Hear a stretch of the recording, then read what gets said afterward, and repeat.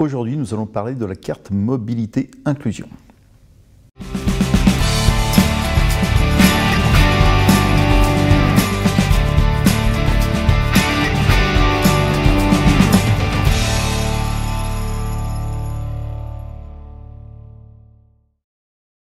La carte mobilité inclusion ou CMI existe depuis le 1er janvier 2017.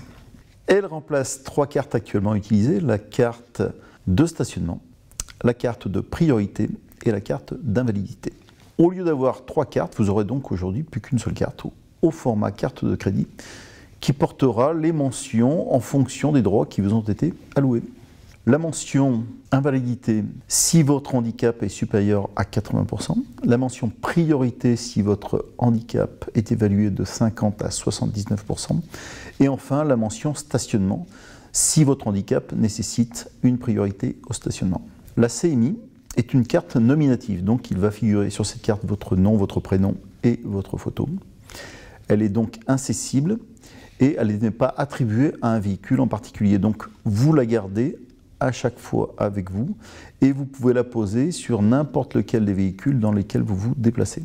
Qui peut obtenir cette carte? Eh bien, toutes les personnes handicapées, quelles qu'elles soient, à partir du moment où elles font la demande grâce à un dossier MDPH, c'est donc la MDPH qui va attribuer cette carte CMI comme elle attribuait auparavant la carte d'invalidité ou de stationnement. Tout cela se passe au niveau du département. Pour obtenir cette carte, il faut entrer dans différents types de critères que je vais vous décrire maintenant. Être atteint d'une incapacité qui réduit votre indépendance, c'est-à-dire votre capacité à faire seul certaines choses. Avoir un besoin impérieux d'un accompagnant, ou en tout cas d'une personne qui vous accompagne au quotidien pour accomplir certains actes de la vie. Dans le premier cas, si vous êtes atteint d'une atteinte à la dépendance, il faut que cette dépendance réponde à certains critères, notamment le premier, que vous ne puissiez pas faire plus de 200 mètres à pied. Autre critère, vous avez besoin d'une personne qui vous accompagne dans vos déplacements ou d'un matériel technique spécifique de type fauteuil roulant ou béquille. 2 autres critères sont à prendre en compte. Vous pouvez être amputé d'un membre inférieur et donc avoir une prothèse ou avoir besoin d'un système d'oxygénothérapie qui réduit considérablement vos capacités à vous déplacer. Pour obtenir cette carte, comme je l'évoquais, il faut donc remplir l'un ou plusieurs des critères précités et bien sûr faire votre demande via un dossier MDPH. Si vous utilisez votre carte mobilité inclusion dans votre véhicule, elle doit être placée systématiquement de manière bien visible en bas à gauche du pare-brise, car si elle n'est pas visible et que vous êtes verbalisé, vous risquez une amende qui va de 90 à 135 € que vous ne pourrez malheureusement pas faire sauter. Alors pourquoi avoir réuni 3 cartes en une seule carte, qu'on appelle donc la fameuse carte mobilité inclusion? Eh bien tout simplement parce que déjà c'est plus pratique. La carte CMI sera imprimée par l'imprimerie nationale, ce qui en fera un document officiel infalsifiable. À cette carte, il y aura un code flash. Et en fait, ce code se réfère à un fichier sur lequel vous serez répertorié. Lorsque la police vérifie votre carte, à travers le pare-brise, elle va flasher la carte et saura exactement qui est titulaire de cette carte.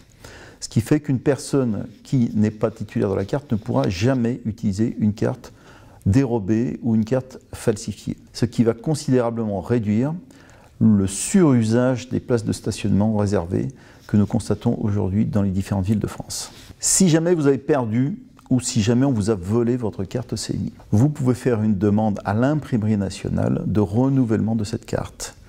Bien évidemment, il faudra remplir un formulaire spécifique et justifier d'une manière ou d'une autre le fait que vous ayez perdu ou que vous ayez volé votre carte. Pour justifier de cette perte ou de ce vol, il faudra faire une déclaration à la gendarmerie, car ce ne sera plus la MDPH qui s'occupera de ce traitement. Si cette carte est plus pratique pour les Français, malheureusement, contrairement à l'ancienne carte de stationnement, elle n'a pas de vocation européenne. Ce qui fait que lorsque vous irez dans un pays européen en voiture, vous ne pourrez pas afficher cette carte sur votre pare-brise, faisant valoir le fait que votre handicap vous autorise à utiliser une place de stationnement réservée. Il faudra bien vous renseigner sur la législation du pays d'accueil concernant le stationnement. Dernier avantage, la carte CMI peut servir aussi à vos accompagnants si ceux-ci vous font monter à bord de leur voiture.